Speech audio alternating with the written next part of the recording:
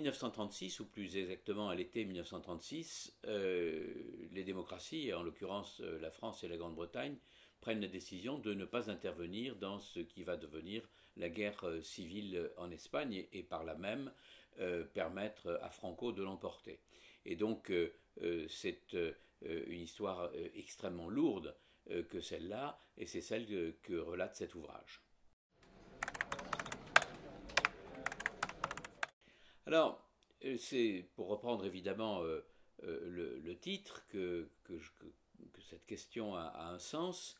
Encore qu'il faudrait se méfier de ne pas faire de l'histoire totalement a posteriori, c'est-à-dire en connaissant les résultats, etc. Il faut d'abord étudier évidemment le contexte, mais évidemment, on se demande pourquoi les démocraties ne soutiennent pas les démocrates espagnols, alors que d'un côté,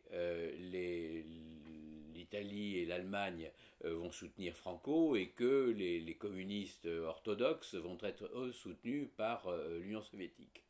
Et cette question qui est au centre de l'interrogation globale doit être resituée dans un contexte qui est celui du monde de l'époque. Or, la politique que mène la Grande-Bretagne, par exemple, est une politique d'apaisement. La France est assez suiviste, en dépit du fait que, à l'instar de ce qu'il y a en Espagne à cette époque-là, en France, c'est le Front populaire de Léon Blum. Alors, ça pose le problème de l'intervention d'un pays étranger dans l'histoire d'un voisin ou d'un pays plus lointain. Une question qui est tout à fait actuelle.